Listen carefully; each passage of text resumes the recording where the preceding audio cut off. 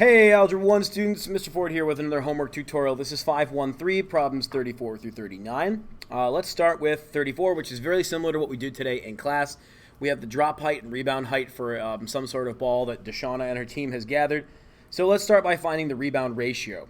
All we got to do here is take any one of the rebound heights and divide it by the drop height. So I'm going on my calculator right now in the bottom corner. 124 divided by 150. I'm getting 0.826 repeating. And I'm just going to confirm that for a couple other numbers in the table. 59 divided by 70 gives me about 0.84. 0.843. If I do 100 divided by 120, I get 0.83 repeating. And I'll do one more just to get a good list of them going. All I'm doing is taking the green numbers and dividing them by the yellow numbers on my calculator to get some decimals here. And then what I'll do is I'll take the average of those to get a pretty solid rebound ratio. 83 divided by 100 is going to give me 0.83. So we're kind of centering around the same basic number. I'm going to take the average of all four of these numbers. I'm going to bring my calculator up to the front so you can see what I'm doing here too. I'll help you out a little bit with this. I'm just going to take 0.82666 plus 0.843 plus 0.83333 plus 0.83. I'm going to add them all together and divide by 4, and that's going to give me 0.833, which I'm going to use as the rebound ratio for this problem. So I'm just dividing the bounce height or rebound height by the drop height, and then I do that 4 times and then just average them. So for question B, I'm going to predict how high Deshauna's ball will rebound if it's dropped from 275 centimeters. All we got to do here is take the drop height of 275 and multiply by the rebound ratio, 0.833. And that will give us kind of what we're looking for there. We're looking for 229.075. The units here is going to be centimeters, since we're talking about the height that it bounced back. Question C says, suppose the ball is dropped and you notice that its rebound height is 60 centimeters. From what height was the ball dropped? This is an interesting question because it's the same kind of problem from up above. Only this time we don't know what it was dropped from, but we do know that that was multiplied by 0.833 to get the bounce height of 60 centimeters. So this becomes kind of like an algebra problem. What drop height times 0.833 is going to give us 60? We'll get that by dividing both sides by 0.833. Instead of multiplying, we'll divide it. So in this case, I'm going to go on the calculator and do 60 divided by 0.833, and that will give me 72, which I'm just going to round to a reasonable answer. So I think the drop height was 72 centimeters. I'm just going to confirm on my calculator, 72 times 0.833, that 59.9 is close enough to 60 centimeters. Suppose the ball is dropped from a window 200 meters up the Empire State Building. What would their rebound height be after the first bounce? So again, we're going to take 200. Let's just keep in mind this is meters times our rebound ratio of 0.833 because it won't matter. It's the same ball. So 200 times 0.833 is going to give us about 166.6. Keep in mind here the answer is in meters. That's what makes this answer different than, say, this answer there. Centimeters and meters are not the same thing, so don't get confused. Question is, how high will the ball in Part D rebound after the second bounce and the third bounce? All we got to do here is take our answer of 166.6 meters and multiply it again by 0.833, and that'll give us the second bounce. I'm just going to use the calculator's answer feature to do that, which is 138.77, and then I'm going to do that again. Take 138.77 and multiply that times 0.833 to get the third bounce. Be about 115.6. And we'll call that good. That kind of makes sense. Looking at the next question, a tennis ball must rebound approximately 111 centimeters when dropped from 200 centimeters. Suppose you drop such a tennis ball from an initial height of 10 feet. How high would it rebound after the first bounce, second bounce, and fifth bounce here? So what we need to find, first of all, is the rebound ratio, which in this case is 111 divided by 200, which on my calculator is going to be about, I think, 0.555, which we saw in the notes yesterday. That's your rebound ratio. So after the first bounce, we're going to do 10 times 0.555 which we do not need a calculator for because all it's going to do is move the decimal point one spot to the right. So it's going to be 5.55 feet. Getting my notes a little bit squished in here, but that's the first bounce. The second bounce is going to take 5.55 feet and multiply it again by 0.555. Again, I'll have to use the calculator for that. Let me bring this up a little bit. 5.55 times 0.555. Too many fives. Looks like about 3.08. Again, we're measuring in feet here. Now, the fifth bounce is going to be tricky to get. We could just keep this process going 3 more times, but I'm going to use a more generic formula. I'm going to take the original drop height of 10 and multiply it by 0.555 to the 5th power, which is a pattern that I want to use for this because I want to multiply by 0.555 5 times in a row. So it looks like about half a foot, 0.52, 0.527 feet. Let's get away from exponential decay and start talking about some review problems. Let's solve some equations, solve some systems of equations algebraically. So this first problem is going to be a substitution system. Y is equal to 3x minus 2. So we're going to replace that y with 3x minus 2. So 4x plus 2 times 3x minus 2 equals 6. Again, we're just replacing the y. So these equations are actually exactly the same. The only difference is we replaced the y with 3x minus 2. And from here, it's all mechanics. We just got to do the distribution first. It'll be 4x plus 6x minus 4 equals 6. We'll combine the like terms together and get 10x minus 4 equals 6.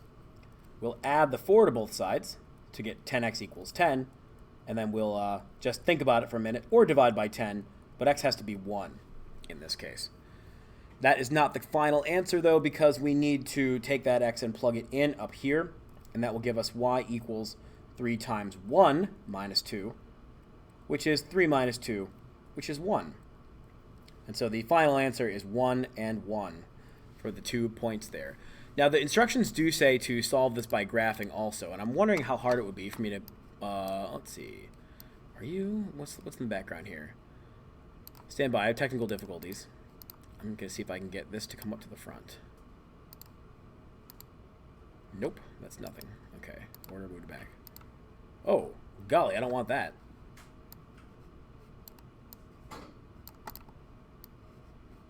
Yikes, that did not help at all. Tablet, come to the front. All right, well, I was hoping I could find a cool way to make this this work, but webcam, come to the front, and calculator cam, come to the front. All right, never mind. Let's move on to the next question, which is also a substitution problem. X equals y minus 4. So we're going to replace x with y minus 4.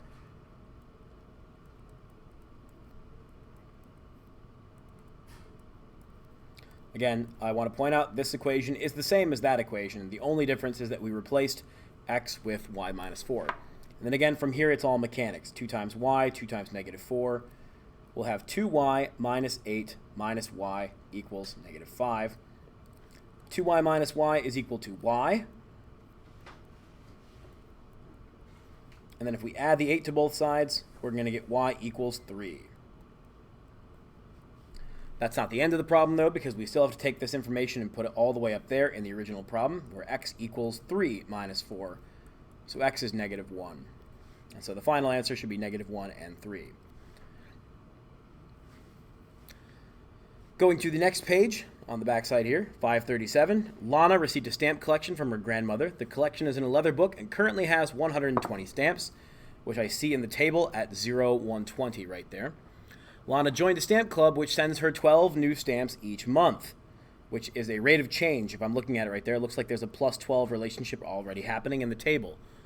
The stamp book holds a maximum of 500 stamps. So the first thing we got to do here is complete the table. All we're going to do here is add 12 every month until we fill out the whole thing. So this will be 144. This will be 156, 168, and then finally 180. I think that makes sense. Just going to confirm, just going to check those numbers really quick before I move on. I think that's right. I did it all in my head, which is usually a bad idea. Yeah. So how many stamps will Lana have from 1 year from now? Well, we could keep this table going for 12 months, or we could think about this in terms of a formula. She is starting with 120 stamps, and she's adding 12 stamps every month. In this case, X is the number of months that have gone by. So let's just go ahead and grab a calculator and do 120 plus 12 times 12, which you can do on a calculator, but if you're clever, you don't need it, but I'm not going to judge.